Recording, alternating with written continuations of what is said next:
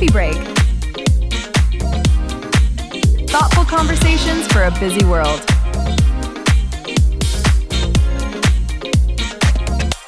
Let's begin. Welcome back to the deep dive. Yeah. I have to be honest with you right out of the gate here. Usually when I prep for these deep dives, I feel pretty energized. Yeah, absolutely. Like we're usually here to pile on the knowledge. Perfect. We're adding tools to the toolkit. We're giving you new strategies, new mental models, just new ways to add to your life. It's all about accumulation. Right. It's usually like, hey, here's a new thing you can do to be better or faster or smarter. Exactly. But today, I looked at the stack of notes we have based on our source material today, which is this article from QofeBreak 063 called The Sunk Cost Fallacy, Auditing Success and Letting Go.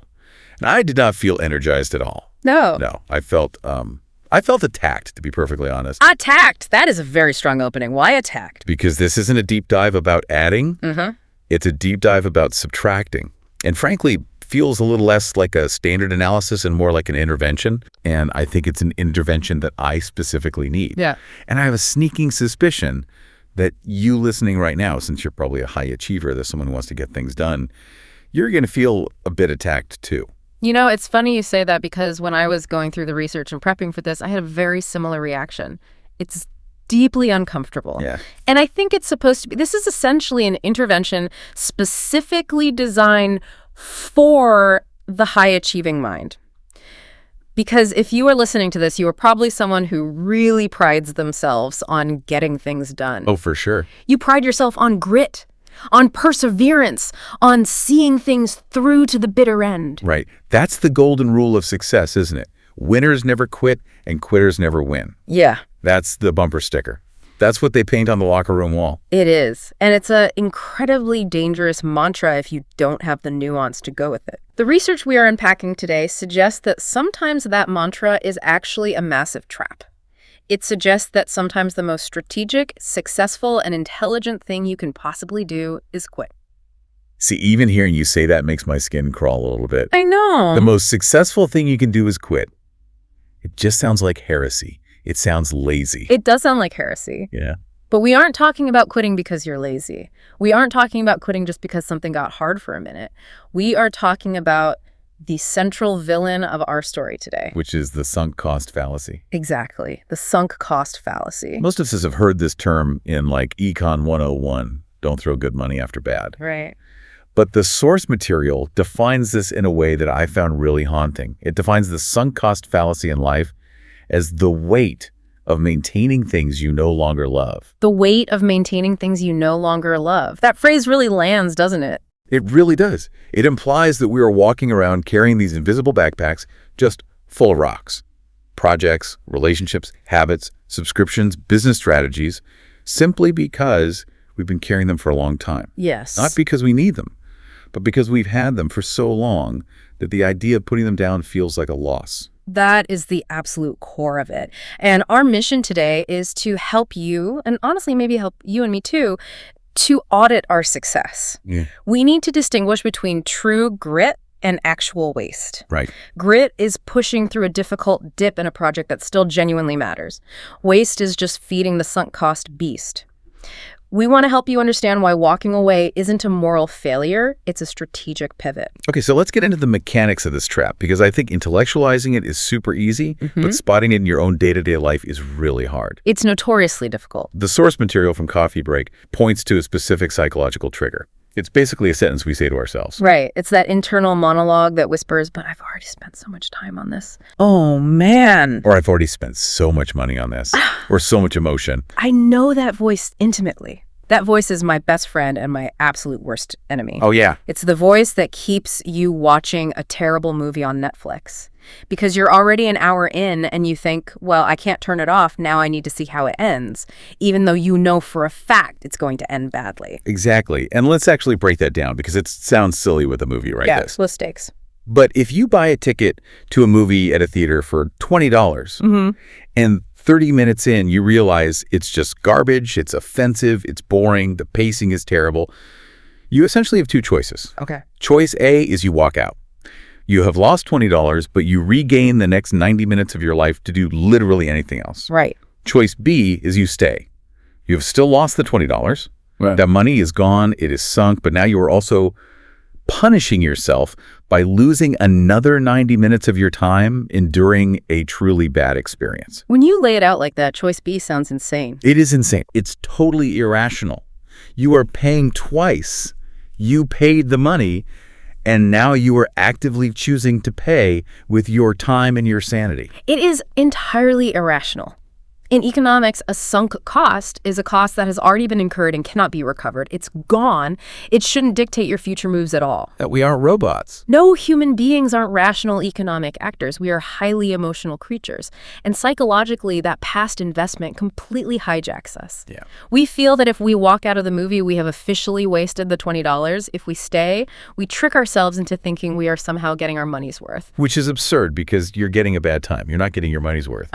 But, okay, the movie example is super low stakes. If I waste 90 minutes on a bad movie, I'm annoyed. But my life isn't ruined. True. Where this gets really dangerous and where I think you listening right now probably struggle the most is when we translate this exact same logic to our businesses or our careers or these massive life projects. Precisely. That is where the stakes become totally life-altering. The source material talks about the dead project phenomenon. The dead project. Yes, this is the side project you started 3 years ago. Or the major business initiative you launched in Q1 that is just clearly not working. Let's paint a picture here for you. Let's say I'm a typical high achiever. I started a weekly industry newsletter 2 years ago. At the time, I was fired up. I had a vision. I wrote it every single week without fail. Okay. But now, the market has completely shifted. My personal interests have shifted. I literally dread Sunday nights because I know I have to sit down and write this thing. The Sunday scaries. Exactly. It feels like a chore. It feels incredibly heavy. But I keep doing it every single Sunday. Why do we do that? You keep doing it because your brain is screaming at you. If I stop now, then all those Sunday nights for the last 2 years were for nothing. You keep doing it purely to validate the past effort. For nothing. That is the scariest phrase. We are terrified that our past effort will be rendered totally meaningless if we don't continue it forever. Which is the exact fallacy.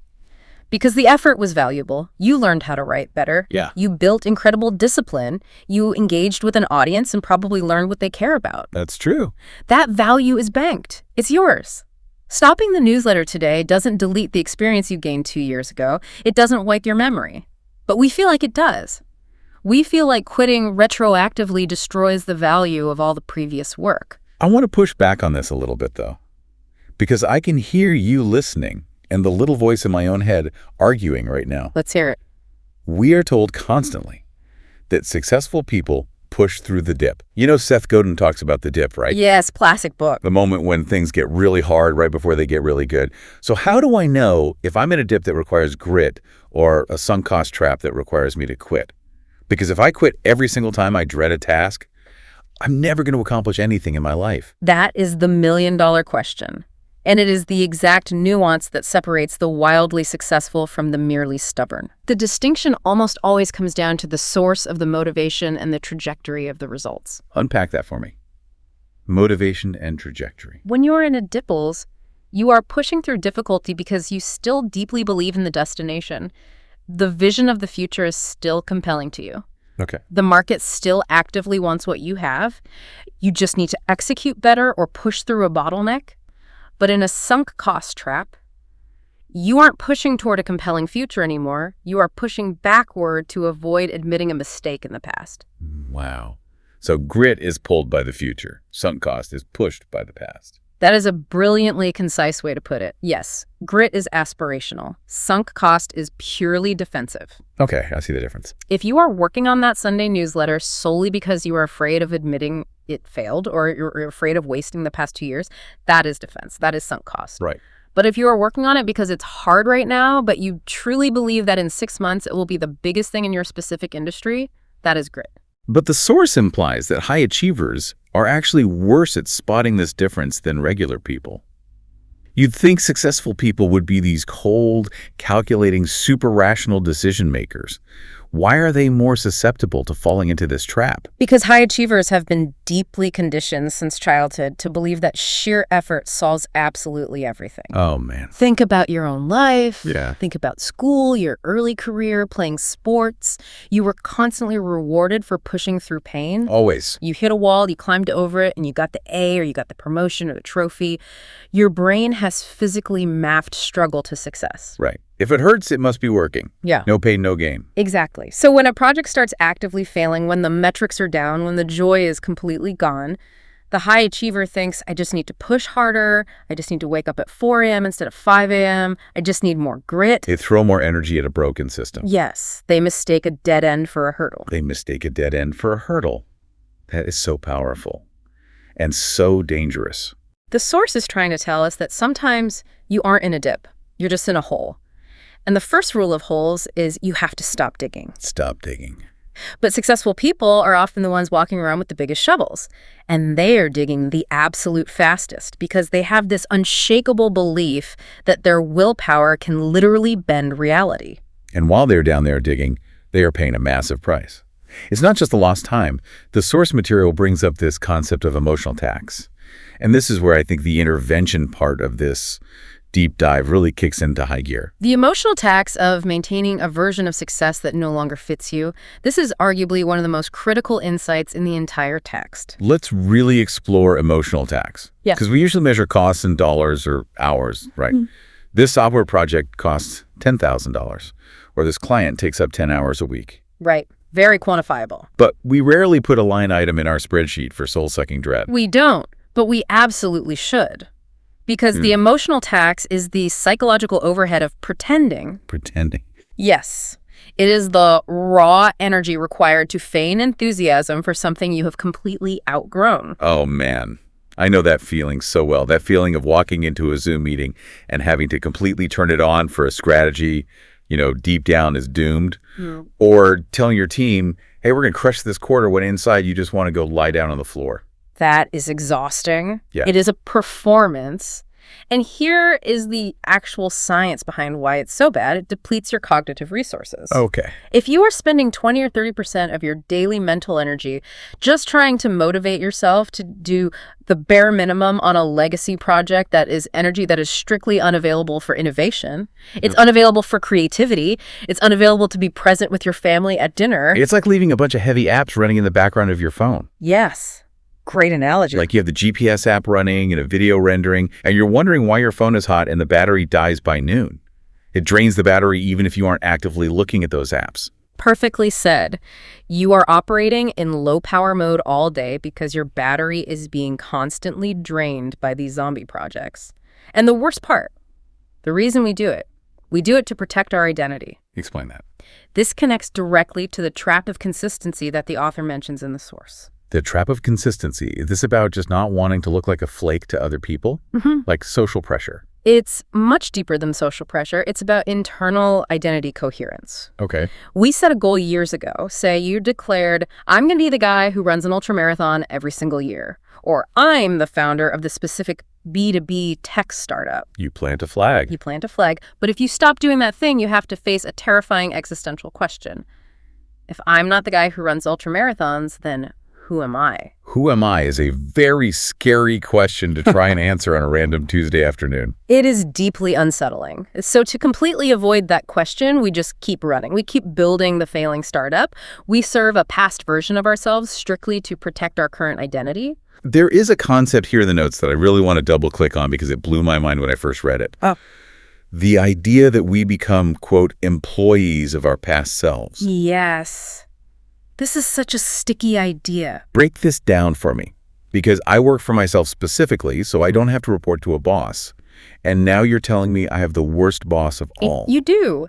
Think about it chronologically. You made a major life decision 3 years ago. Let's call that guy 2023 you. Okay, 2023 me. 2023. You decided to launch a new product line or buy a massive vacation rental property or commit to a specific niche career path. 2023 you was super excited. He had specific data, specific energy levels, and a very specific worldview. Fair enough. 2023 me was a pretty optimistic guy. Maybe a little naive, but very optimistic. Right. But now it is today. The market has completely changed. Interest rates have skyrocketed. And more importantly, you have changed. Yeah. Maybe you have a kid now. Maybe your health changed. Maybe you value free time way more than pure revenue now. But you are still waking up every single morning and executing the exact orders given by 2023 you. So the me of today, who is demonstrably smarter, older, has way more data, and actually knows how the story is playing out in real time, is taking direct orders from a guy who knew significantly less than I do right now. Exactly. You are letting a less informed, outdated version of yourself call all the major shots in your life. It's a zombie hierarchy. You are acting as the subordinate to a ghost. That is actually terrifying when you phrase it like that. Why do we do that? Yeah. Why on earth do we trust our past selves more than our present selves? Because society tells us that consistency is a moral virtue. We think, well, I said I would do it, so I must do it. To not do it is a breach of contract with myself. But the source argues that this isn't virtue at all. It's just stubbornness masquerading as virtue. Exactly. It's the critical difference between being reliable and being rigid. Give me a real-world example of this rigidity. Let's think about a specific business model. Let's say you built a high-end consulting business that required you to travel 30 weeks a year. 5 years ago, that was incredibly exciting. It made you highly successful. It was objectively a great decision at the time. Right. 2019 me loved the frequent flyer miles and the hotel points. But now maybe you're totally burnt out. Maybe your kids are older and you want to be home. Maybe the entire industry has moved to Zoom anyway. Sure. If you fiercely cling to that travel-heavy on-site model, purely because that's what made us successful in the first place, you are paying a massive emotional tax. You are actively maintaining a version of success that no longer fits the reality of your current life. You're being rigid. You are being a very bad CEO of your own life because you refuse to fire the strategy set by the previous CEO, even though the previous CEO was also you. Man. Maintaining a version of success that no longer fits you. That hits so hard. It's like you're achieving success on paper, but experiencing complete failure in spirit. Which brings us perfectly to the diagnostic part of the deep dive. We've talked about the trap extensively. We've talked about the emotional toll it takes. But how do we actually identify these things in the wild? The source material calls them anchor projects. I really love this visual metaphor because usually in life we think of an anchor as a positive thing, right? She's my anchor in the storm. We really need to anchor this deal before Friday. It implies stability, safety, grounding. Right, that's the common usage. But in the actual context of physical navigation, or in the context of the sunk cost fallacy, an anchor is the specific thing that stops the ship from moving forward. Okay. If you are the captain and you are trying to sail your ship to a brand new destination and you leave the massive iron anchor dropped in the sand, what happens? Well, you don't go anywhere. Or worse, you rev the engines to the max, you burn a ton of expensive fuel, the whole boat shakes and rattles like it's going to break apart, but you just spin in circles. Exactly. You create massive turbulence without any forward trajectory. That is exactly what an anchor project does to your career or your personal life. It burns fuel. It burns your most precious fuel. Yeah. Your cognitive energy, your time, your capital, but it keeps you physically stuck in the exact same place. So how do you, listening, spot these anchors? Because I imagine they are pretty sneaky. They probably don't look like anchors. They probably look like quote-unquote work. They look like responsibility. They don't walk around wearing a neon sign that says, I am wasting your time. No, they definitely camouflage themselves as deeply important obligations, but the source gives us some really good diagnostic criteria to spot them. The very first sign you need to look for is energy direction. Energy direction. Yes, you have to ask yourself a very blunt question. Does this specific project drain my energy, or does it generate energy? Oof, that's a real gut check question. It is, and you have to be brutally honest with yourself, because successful projects, even the really, really hard ones, usually give something back to you. There is a positive feedback loop. Yeah. You finish a grueling 14-hour day of work, and you feel physically tired, but you feel good. You feel a palpable sense of progress. You feel momentum building. Right. It's the good tired. Yeah. Like after a great workout. Exactly. Anchor projects only give you the bad tired. They just take and take. You finish working on them and you feel completely depleted. You feel gray. You feel lighter at the end of the day only because you get to stop doing it, not because you actually accomplish something meaningful. Okay, so the energy audit is step one. Look for the bad tired. What is another sign we can look out for? The second major sign is the feeling of obligation versus opportunity. When you wake up and look at your calendar, do you think, I get to work on this today, or I have to keep this alive today? The have to. Yes, specifically the have to that is driven purely by fear. If your primary driver is the obligation to avoid the feeling of loss or failure, it's an anchor. Give me some examples of that fear. If you are doing it because you are terrified of what your peers will say if you stop anchor, if you are doing it because you are afraid of the empty space that will appear on your calendar anchor. The source also touches on this idea applying to life and relationships too, although it's kind of implicit in that phrase, maintaining things you no longer love. I think this absolutely applies to personal habits as well. Can we talk about that for a second? Absolutely. The slow leaks in our personal lives. Right, because I feel like anchors aren't always these massive million-dollar business pivots. Sometimes they're small, recurring annoyances that we just accept as normal. Like I have a friend, I obviously won't name her, who still goes to this specific neighborhood book club every single month. Oh, okay. She hates the books that they pick. She finds the people in the group incredibly annoying. She texts me complaining about it every single month before she goes. But she's been going for 6 years. Wow. And every time I ask her, why don't you just stop going? She says, well, it's been 6 years. I'm a founding member. It's just what I do on the third Tuesday of the month. I can't just quit now. That is a classic anchor, textbook definition. She is paying a severe time tax and an emotional tax purely for the sake of maintaining a streak. She is valuing the abstract concept of a 6-year streak far more than her actual present moment happiness on a Tuesday night. And what is that anchor physically preventing her from doing? That's the other side of the coin. Right, that's the opportunity cost. And that is the real tragedy of the anger project. It's not just that she is wasting 2 hours on a Tuesday night being annoyed. It's that she structurally cannot use that Tuesday night for anything else. Right. That block of time is hostage. Exactly. Maybe she could be using that night to write her own book, or take a painting class, or honestly just rest on the couch, or meet entirely new people who actually inspire her and make her laugh. Anchors don't just hold you back from moving. They actively occupy the physical and mental space where the new things want to live. They occupy the space where the new things want to live. Really like that framing. It leads us perfectly into the major pivot point of this deep dive. We have identified the trap. We see the anchors in our lives. We feel the heavy weight of the backpack. How do we actually bring ourselves to let go? It's the hardest part. Because as we established at the very beginning of the show, high achievers have a literal allergic reaction to the word quit. It tastes like failure. It tastes like weakness. It attacks their self-image. It does. It directly attacks the ego. And that is exactly why the source material offers a very specific semantic shift. If you cannot stomach the word quit, you don't have to use it.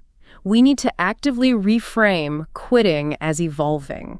Okay, I'm going to play devil's advocate here again, because that sounds a little bit like corporate HR spin, doesn't it? Oh, it sounds. Like, oh, I didn't get fired. I'm just transitioning to new opportunities. I didn't quit the marathon at mile 10. I just evolved my running strategy. Is this just a cheap psychological trick to make us feel better about giving up? It is a psychological trick, yes. But it is a highly valid and necessary one, because the words we use internally matter immensely. They frame how we literally perceive our own actions. The word quitting implies stopping due to a fundamental weakness. Right. It implies I couldn't handle the heat, so I ran out of the kitchen. Exactly. It implies a lack of inherent capacity. But the word evolving implies stopping due to the acquisition of new information. Oh. Evolving implies I learned that this specific kitchen is currently on fire, and there is absolutely no food in the fridge anyway, so I am intelligently choosing to walk over to a much better restaurant down the street. That's a huge distinction. Stopping a dead project is not a passive failure. It is an active, strategic executive choice. Frankly, it takes significantly more courage to look a zombie project in the eye and kill it than it does to just let it mindlessly shamble along in the background of your life. I think that's the absolute key. Passive versus active. Letting a project slowly rot over 3 years because you're too afraid to touch it. Yeah. That's passive. Yes. Killing it decisively today because you have a much better place for those resources that is active. It's an executive decision. Exactly. You are acting like the actual CEO of your life, not the helpless victim of your past decisions. The source also has this truly beautiful line regarding this transition. Letting something die isn't failure, it's clearing the ground for what's next. I really wanted to ask you about that specific line, clearing the ground. Let's think about a major construction site. Imagine for a second that you own a prime multi-million-dollar piece of real estate right in the heart of downtown Manhattan. Okay, I like this fantasy already. But currently, sitting right in the middle of that expensive lot is a dilapidated, condemned, one-story wooden shack. It's leaking, the wood is rotting, it is structurally completely unsound. Okay, so not a great asset. No. Now, if you want to build a towering skyscraper on that lot, something magnificent, something highly profitable, something that literally redefines the city skyline, what is the very first thing you have to physically do? Well, you have to knock down the shack. You have to absolutely demolish it. You have to bring in the bulldozers and turn it into a pile of useless rubble. And for a period of a few weeks or months, your prime downtown real estate is going to look like an absolute disaster zone. It's going to be ugly. It's going to be a giant, empty, dirty hole in the ground. And that empty lot is terrifying. It is deeply terrifying. Because the shack, as incredibly ugly and useless as it was at least something. Yeah. It was familiar. You could walk up and touch the walls. The giant hole in the ground is just pure potential. And potential feels inherently risky to our brains. But the laws of physics dictate that you physically cannot build the skyscraper while the shack is still sitting there. You cannot have both structures occupying the exact same space on the lot. So by stubbornly holding on to the old thing, we are physically blocking the new thing from ever existing. Yes. Every single hour you spend maintaining an anchor project is an hour you specifically and mathematically cannot spend launching a new venture. You are literally hoarding your mental space with junk. Wow. The source is telling us that you have to be willing to look at the empty lot for a while. You have to be totally okay with the messy, uncomfortable demolition phase if you ever want the massive upgrade. That requires a huge amount of self-trust, though. Trust that you actually can build the skyscraper once the lot is clear. I think a lot of people hold on to the rotting shack because deep down, they aren't sure they have another building in them. You know better the devil you know than the devil you don't. That's very true. Familiarity almost always masquerades as safety. But in a rapidly changing world, or honestly just in a rapidly changing human life, familiarity can be the absolute most dangerous thing you cling to. It makes you slow, it makes you inflexible, it ultimately makes you obsolete. Okay, this is all very philosophical and I think highly convincing. I am totally sold on the why. I am sold on the dire need to demo the shack.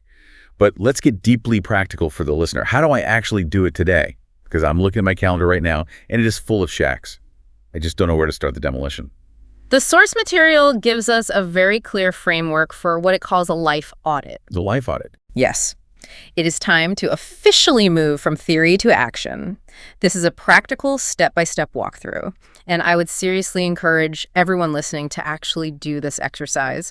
Maybe not while you're driving right now, but later tonight when things are quiet. Yeah, grab a pen and a piece of paper, pour a glass of wine. Yeah. Or maybe brew a very strong cup of coffee. Definitely need the coffee for this. Step 1 of the life audit is the inventory. You need to sit down and list out your major energy expenditures. What exactly goes on this list? Just the big work projects? No, everything. You are auditing the entire business of you.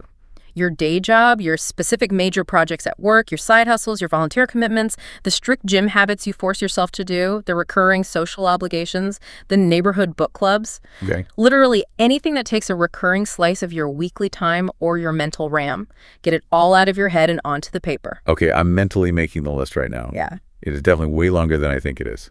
It always is. When you do this, you will find things on there you completely forgot you were even committing energy to.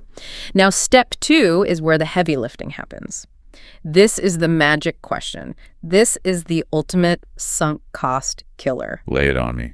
You look at every single item on that list one by one, and you ask yourself this exact question. If I hadn't already started this, would I start it today? Oh, wow. That is such a clarifying question. Let me repeat that for myself. If I hadn't already started this, would I start it today? It cuts right through the sunk cost, doesn't it? It completely strips away the emotional history. It forcefully forces you to evaluate the project based entirely on its current merit, not its past investment. So if I look at that weekly industry newsletter I've been writing for 2 grueling years, and I ask myself, if I were starting from absolute scratch today with 0 subscribers, 0 archives, and 0 momentum, would I launch this specific newsletter right now? Yes. And if the honest answer is, no way, I don't even care about this topic anymore, and the market is saturated, then you have your answer. You are officially in the trap. You are maintaining it solely because it exists, not because it actually deserves to exist in your life anymore. That is brutal, but Yeah, it it's is. so necessary. It is brutal. Now, if the answer is yes, I would absolutely start this today because I still deeply love the mission and see the potential, then great. Keep doing it. That is true grit. That item is a keeper. But if the answer is no, you have successfully identified a prime candidate for the chopping block. Okay, so I've done the audit. I've got my list of clear no's. Step 3 is identifying which of those no's are the real anchors, the ones actively dragging me down the most. Right. And once you identify them, you have to make a concrete plan to exit. And this brings us to the final major concept, the 6-month rule mentioned in the source. This is the philosophical backing you desperately need to actually pull the trigger and delete the project without guilt. What exactly is the 6-month rule? The rule is simply this. You aren't obligated to be the person you were 6 months ago. I love that statement so much. I legitimately want to get that tattooed on my forehead. You aren't obligated to be the person you were 6 months ago. It is incredibly liberating once you internalize it. As we discussed earlier, we often feel this incredibly heavy moral debt to our past selves. We think, well, 6 months ago, I proudly announced on LinkedIn that I was going to build this app, so I simply must honor that public commitment. But why? Right. Why is the me from 6 months ago the dictatorial boss of the me from today? Especially since the you of today has 6 entire months of new experience, new market data, and hard-earned wisdom. Why on earth should the significantly less informed version of you continue to call the shots?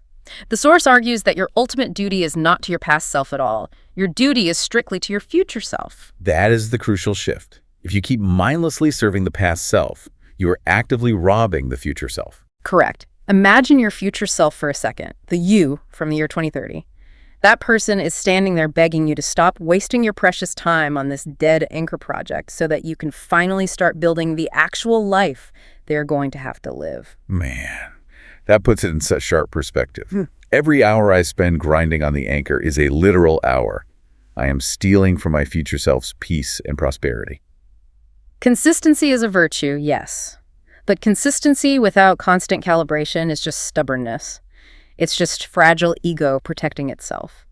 The most highly successful people in the world are those who can update their mental models and ruthless cull their commitments the very second the data changes. So to recap the action plan, we've audited the massive list, we've found the heavy anchors, we've given ourselves full permission to evolve rather than just quit, and we've realized we don't work for our past selves anymore. That's the process. It sounds so simple when we lay it out like this, but I know for a fact there are people listening right now feeling a tight knot in their stomach just thinking about that one specific thing they know they need to drop. I feel it too. And that knot in your stomach, that is the sunk cost fallacy, fiercely fighting for its life. That knot is the fear of the void. It's the primal fear of the empty dirt lot. But you have to remember the construction analogy. You desperately need the empty lot. You absolutely cannot build the next big skyscraper until you clear the space and haul away the debris. Exactly. The demolition is the very first step of construction. Let's wrap this up and summarize where we've been today. This has been a pretty heavy deep dive, but I think a profoundly necessary one for this audience. We started with the core idea that high achievers are uniquely prone to the sunk cost fallacy, specifically because they dangerously confuse grit with a stubborn refusal to quit. We talked about the insidious trap of saying, I've already spent so much time on this, and how that completely flawed reasoning poisons our future decision-making. We talked extensively about the emotional tax millage, the sheer battery-draining exhaustion of faking enthusiasm for a dead project day in and day out. We identified the anchors, the projects, habits, and obligations that drain our energy without moving us forward an inch. And we reframed the terrifying act of stopping as an empowering act of evolving, making an active executive decision to brilliantly reallocate your limited resources. And finally, we gave you the life audit, the actual practical tool to separate the grit from the waste. List the projects, ask the magic question, would I start this today? And radically apply the 6-month rule to forgive yourself for changing your mind. It's a complete, actionable toolkit for subtraction. Before we sign off today, I want to leave you, the listener, with the final provocation from the source material. It's a challenge, really. And honestly, it's one I am going to have to take myself as soon as we finish recording. It is a challenge. And we want you to take this very seriously. Don't just listen to this deep dive, nod your head, and then go right back to digging the hole. Exactly. We want you to identify just one thing. Just one. A project, a habit, a relationship, or an obligation that you are currently maintaining out of pure guilt rather than actual growth. Yeah. What is the one thing you are stubbornly keeping alive simply because you have already spent so much time on it? Don't overcomplicate it. Don't try to think about 5 or 10 things. Just find the one biggest anchor. The specific one that made your stomach immediately tighten up when we were talking about emotional tax earlier. Well, once you find that one thing, give yourself full permission to let it die. Let it go so that something entirely new can finally live in that space. It's not failure. It is the exact start of what's next. Thanks for diving deep with us today. Go clear some ground. We'll see you next time.